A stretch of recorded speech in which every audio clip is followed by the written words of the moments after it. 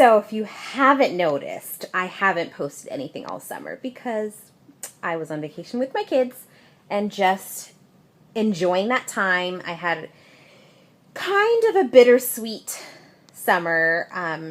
My grandmother passed away, my mom's mom. And so just dealing kind of with the aftermath of that and family stuff and extended family stuff. It's been intense, but it's been good because when you are going through trials and stress, you see little miracles all around you that show up. And so I just am kind of appreciating those moments and looking to the future. So I am back. So I had this idea. I don't really have plans when I do these vlogs. It's just kind of whatever's on my mind. And then I go, okay, this is what I want to talk about.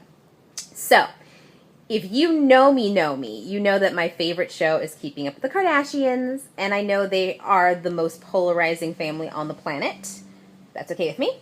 I've been watching the show since it started. I find it very entertaining. And I can relate to them. So just off the bat, the reason why is because they have a big family. I have a big family. Everybody's in everybody's business. That's how my family is. Also, my dad passed away when I was young, and the Kardashian sisters lost their dad when they were young, so I can relate to them in that way. And so it's my guilty, non-guilty pleasure. Whenever people say, oh, I hate them, or I'm like, have you even watched the show? Have you ever watched an episode? So sometimes, like my mom, she's like, I can't stand them. I can't. So I'll have her like watch, and then she realizes like, oh, okay, I can see why you like it. So this is some of the life lessons that I've learned that I want to share with you. Life lessons by the Kardashians. So, number one, work ethic.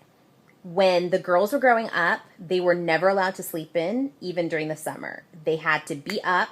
They all had to have jobs in high school. Yes, they had nice cars, but they had to pay to help maintain those cars. When Kim wrecked her car, she had to get a summer job and pay for the repairs. So her dad fronted the money and then she had to pay him back. And that's how it always worked. Whenever they did anything like that, dad would have them write up a contract and they would have to abide by that. That's how I operate, and I think it works great. So I appreciate their entrepreneurialism. I love that they're hustlers. One of my favorite episodes is when Kris Jenner, she has an incontinence. Sorry. She has a bladder incontinence issue, and her daughters are giving her a hard time because they want her to get looked at. She's been wary about doing it because it makes her feel old. Anyway, she finally goes and gets it checked out. And at the end of the episode, she shows them how she contacted Poise, the people that make those liners that you wear when you're laugh and you pee a little, and got herself like a modeling contractor, you know, I don't know what you call it, a brand ambassador or something like that.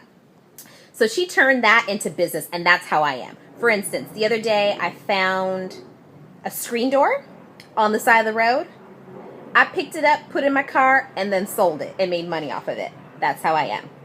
Next, I love that the sisters are all best friends with each other. That's how it is with me. My sister is my best friend. No matter what's going on in the world, other people will let you down. And it's not that your family won't let you down, but there's like this understanding that the love always wins out. And so you're going to be motivated to make it work. And so that's how it is with my family. My mom is the same way with her sisters. They're all her best friends. We all call each other every day. We have a group text, and we just check in with each other all day. So the support I can appreciate, I can recognize, and sorry, my brain's a little slow. I just relate to how their family all comes together and galvanizes. Next, this is my favorite, traditions. I love how they have traditions. So every Mother's Day, they make a special Armenian recipe. Every Thanksgiving, they would go to a cabin and spend Thanksgiving there with the same friends of their family. And recently, they all went back because they hadn't been back since Robert Kardashian died. And so Kris Jenner surprised everybody and got them all there. So I can appreciate that because I think that's so important. We have so many changes in this modern life And things are so unpredictable and kind of scary sometimes. And it's nice to know that you have these things that you can go back to that are consistent and that are the same. And I just love that about them. And speaking of love, my very favorite thing about the Kardashians, and you wouldn't know this unless you watch the show, is that every single time they talk to one another on the phone, they always end the conversation with "I love you." I don't know why they do that. My guess is it may have to do with, having their dad passed. But for me, that is my most important, that's the thing I hold most important, is that you do not, it's kind of corny, you never know if today's your last, but having had that experience where I woke up one morning, I had a dad, and the next day I didn't, I know that any day could be your last. And so I've always made it a point to always say "I love you" to my husband, to my kids, my mom, whoever I talk to, every time that we end a conversation. And my husband used to be so annoyed. He's like, "I'm just going to Rite Aid, relax." I was like, "I don't care. Give me a hug. Give me a kiss."